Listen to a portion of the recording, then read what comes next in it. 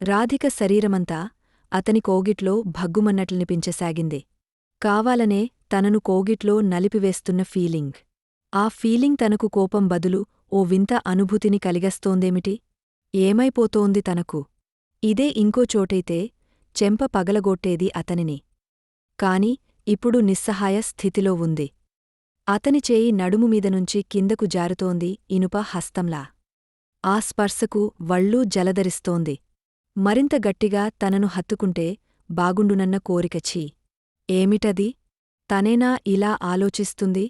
అది ఇలాంటి ముక్కు మొఖం తెలీని చిల్లరగాడితో. అతనే కులమో ఏమిటో తనలాగా ఉన్నత కులానికి చెందిన వాడై ఉండడు. ఉంటే ఇలాంటి చిల్లర వేషాలేయాడు. ఎండి శివరావ్ ఆనందంగా చూస్తున్నాడు. పాట ఆగపోయింది. అతను ఆమెను కౌగిలినుంచి వదిలేశాడు. హమ్మయ్య, తేలిగ్గా ఊపిరి పీల్చుకుందామే. అంతా తప్పట్లు. ఇద్దరూ తమ సీట్లలో కూర్చున్నారు. మరికాసేపట్లో ఆ డాన్స్ కార్యక్రమం ముగిసింది. ఎవరి గదికి వాళ్లు బయందేరారు. గార్డెన్ మధ్యలో హెమరేఖ వచ్చి కలుసుకుంది వాళ్లను. హలో ఐస్లాండ్, మీవారేరీ? అడిగాడు సురేష్. అక్కడే ఉన్నారు. కాసేపయ్యాక వస్తారట. అన్నట్లు మీరిద్దరూ డాన్స్ చేయలేదేమిటి? ఆమె నడిగింది రాధిక. నాకు తలనొప్పిగా ఉంది. అందుకని డాన్స్ చేయలేనని రిక్వెస్ట్ చేశాను. సురేష్ అనుమానంగా ఆమె వేపు చూశాడు. వచ్చేప్పుడు బస్లో కూడా ఆమె భర్త పక్కన కూర్చోలేదు. మరో ఫ్రెండ్ పక్కన కూర్చుంది. ఏదో ప్రాబ్లం ఉండి ఉంటుంది. ఒకవేళ తనూ రాధికలాంటి జంట కాదు కదా వాళ్లు కూడా? హిమరేఖ వేపు పరీక్షగా చూశాడు. అనుమానం లేదు. ఆమె వివాహితురాలే. పెళ్ళైన అమ్మాయికి, అవని అమ్మాయికి తేడాను చాలా తేలిగ్గా కనిపెట్టగలడు. అతను తన వంకే పరీక్షగా చూడటం గమనించి పైట సర్దుకుంది హెమరేఖ. ఆ పక్క గదే తమది. ఎండి రూం తమ పక్కదేనా? అవతలి వేపు గదిలోకి హెమరేఖ వెళ్తోంది. అంటే హెమరేఖ మీద తనమీద కూడా ఎండికి అనుమానంగా ఉందా? అందుకే ఇద్దరికీ మధ్య రూం తీసుకున్నాడా? కంగ్రాచ్యులేషన్స్ రాధికా. మీ కపుల్ చేసిన డాన్స్ నేను నిజంగా ఎంజాయ్ చేశాను. గది గడపలోకి వచ్చి చెప్పాడు. Thank you sir. Mister Suresh. Yes sir. Doctor Maitreyi మేడమీద రూంలో ఉంది. నిన్ను ఓసారి ఎగ్జామిన్ చేస్తానంటోంది. Why don't you go? Sure. వెళతాను సార్. హరియప్ వెళ్ళండి మరి. ఇద్దరూ మేడ మెట్లెక్కసాగారు. మనం చెప్పింది అబద్ధమని ఇప్పుడు తెలిసిపోతుందనుకుంటాను అన్నాడు సురేష్ మధ్యలో ఆగపోయి. రాధిక ముఖంలో భయం కనబడింది. అలా ఎలా తెలుస్తుంది? లాబ్లో టెస్టులు చేయాలి కదా. డాక్టర్లు మనిషిని చూడగానే పట్టేస్తారు. ఇప్పుడేమిటి చేయటం? బెదురుగా అడిగింది. డాక్టర్ నన్ను ఎగ్జామినేషన్ కోసం లోపలకు తీసుకెళ్లిన 2 నిమిషాలకు కొంపలు మునిగిపోయినట్లు తలుపు కొట్టు. నేను ఏదొక వంక చెప్పి బయటపడతాను. తలుపెందుకలా కొట్టారని డాక్టర్ అడిగితే? అదంతా నేను చూసుకుంటాను కదా. సరే. ఇద్దరూ మైత్రేయి గదికి చేరుకున్నారు. డోర్బెల్ మోగించిన 5 నిమిషాలకు రేగపోయిన జుత్తుతో మాక్సీ డ్రస్లో తలుపు తీసిందామే. నల్లగా, లావుకి తగ్గ పొడుగ్గా విపరీతమైన సెక్సీగా ఉందామే. వయస్సు 35న, చక్కని నిష్పత్తితో ఉన్న శరీరం. వయసుని సైక్లోన్ బలంతో వెనకు నెట్టేస్తోంది. ఐయామ్ సురేష్ అన్నాడు సురేష్ చిరునవ్వుతో. సోవాట్? కోపంతో అంది. ఈ రాత్రికి నేను కావాలని అడిగారట. What nonsense you are speaking? ఎవర్నడిగాను? ఎండి శివరావ్ గారిని. నన్ను ఇప్పుడే ఎగ్జామిన్ చేస్తానన్నారని. ఆమెకు హఠాత్తుగా గుర్తుకొచ్చేసింది. Oh you are that Suresh చిరునవ్వుతోంది. I'm same Suresh. Please come in. ఇద్దరూ లోపలకు నడిచారు. విజిటర్స్ గదిలో మరో యువకుడు కూర్చుని సిగరెట్ తాగుతున్నాడు. అతని కాళ్లకు ఆడాళ్ల చెప్పులున్నాయి. ఇద్దరూ అతనికేదురుగా సోఫాలో కూర్చున్నారు. ఈయన డాక్టర్ గోపాల్, సెక్స్ స్పెషలిస్ట్. మా హజ్బెండ్కి అసిస్టెంట్గా పనిచేస్తున్నారు. చాలా కాలం సింగపూర్లో ఉన్నారు. నేనాయన్ను చూడగానే అనుకున్నాను, విదేశాల్లో ఉండి ఉంటారని. అతను ఆశ్చర్యంగా చూశాడు. ఎలా అనుకున్నారు? అడిగాడు కంగారుగా. మీ చెప్పులు చూసి.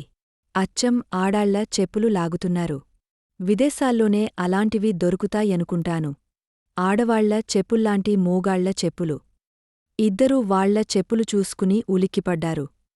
ఆమె కాళ్లకు మగాళ్ల చెప్పులున్నాయ్.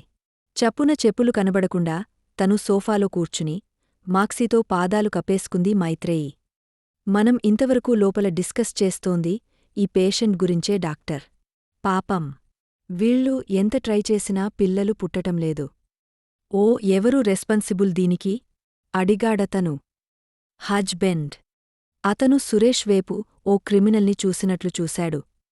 రాధికకు ఆనందంగా ఉంది. తన దగ్గర మాట్లాడితే 10 రూపాయలు గుంజుకున్నందుకు తగిన శాస్తే జరుగుతోంది.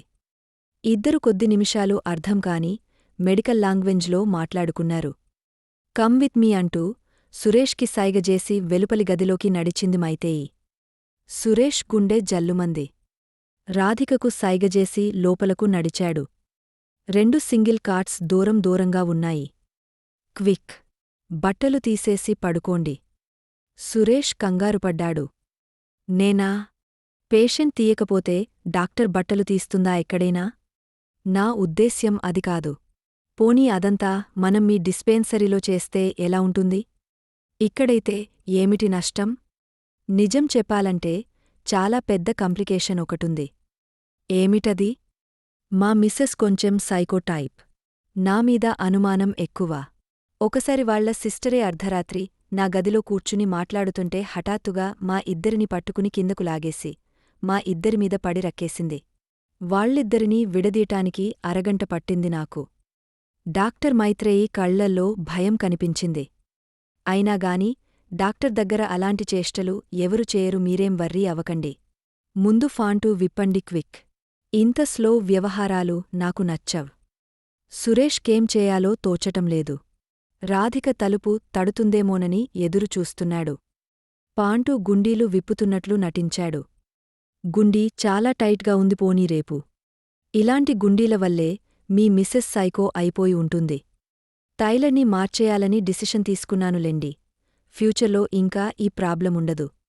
మీకు చేతకాకపోతే ఇలా రండి. నేను తీస్తాను. సురేష్ గుండె లవిసిపోయినాయ్. సరిగ్గా అప్పుడే తలుపు తీసుకుని రాధిక లోపలికి వచ్చి నిలబడింది. ఆమెను చూసేసరికి ప్రాణం లేచి వచ్చినట్లయిందతనికి. మైత్రేయి ముఖంలో కొంచెం కంగారు, భయం. చూశారా? నేను చెప్పలేదు, పిచ్చి వచ్చేసింది. మనిద్దరినీ కింద పడేసి రక్కేస్తుందిప్పుడు. నెమ్మదిగా అన్నాడు సురేష్. మైత్రేయి చప్పున సురేష్ వెనుకకు వచ్చి నిలబడింది. My God! ఆమె ముఖం చూస్తుంటేనే భయంగా ఉంది నాకు. సైకోలాజికల్ ఫిట్స్ వచ్చేముందు అచ్చం అలాగే కామ్గా నిలబడతారు అంది రాధిక వంకే భయంగా చూస్తూ. రాధికకు కోపం ముంచుకొచ్చింది. వాట్? నాకు సైకోలాజికల్ ఫిట్సా? కోపంగా అంది. మీరు భయపడకండి డాక్టర్. పిచ్చి వచ్చినప్పుడు దాన్నెలా కంట్రోల్ చేయాలో నాకు తెలుసు. రాధిక కోపం పెరిగిపోయింది. ఏమిటి? నా పిచ్చిని మీరు కంట్రోల్ చేస్తారా? మండిపడుతూనే సురేష్ వేపు నడిచింది. మైత్రేయి మరింత భయంతో సురేష్ని వెనుకనుంచి కౌగలించుకుంది. సురేష్! ప్లీజ్! ఆమె నామీదికి రాకుండా చూడు భయంగా అంటోంది. సురేష్ రాధిక చేయి పట్టుకుని కన్ను గీటాడు. రాధికా! పద వెళ్ళిపోదాం అంటూ బలవంతంగా ఆమెను గది బయటకు లాక్కొచ్చేశాడు. ఇద్దరు తలుపు బయటకు రాగానే తలుపులు దభేల్మని మూసేసింది మైత్రేయి. Thank god! ఈ రాత్రికి తప్పించుకున్నాం మెట్లు దిగుతుండగా అన్నాడు. రాధిక అతని చేయి విదిలించి కొట్టింది. ఆ డాక్టర్కి నేను మెంటల్నని అబద్ధం చెప్పారు కదూ? సీరియస్గా అడిగింది. ఆ మాట నిజమే కదా? మెంటల్ కేస్ని నేను కాదు మీరు. మండిపడుతూ అంది. నిమిషానికోసారి కోపం తెచ్చుకునే వాళ్లనే మెంటల్ అంటారు. షటప్! హల్లో శివరావ్ గొంతు విని ఇద్దరు వెనక్కి తిరిగారు. కింద మెట్లు దగ్గర నిలబడి ఉన్నాడతను. కమాన్! మీకోసమే వెయిట్ చేస్తున్నాను. ఇద్దరు చిరునవ్వులు చిందిస్తూ అమాంతం ప్రేమగా చేతులు పట్టుకుని కిందకు దిగారు. ఏమిటి ఏదో పేచీ పడుతున్నట్లున్నారు? రాధిక కలవరపడిపోయింది. ఏం చెప్పాలో తెలీలేదు. అదే సార్. డాక్టర్ మైత్రేయి మాతో చేయిస్తున్న ఎక్స్పెరిమెంట్ సక్సెస్ అయి తే ఆడపిల్లే పుట్టాలని రాధిక అంటోంది. నేను దానికి వ్యతిరేకం.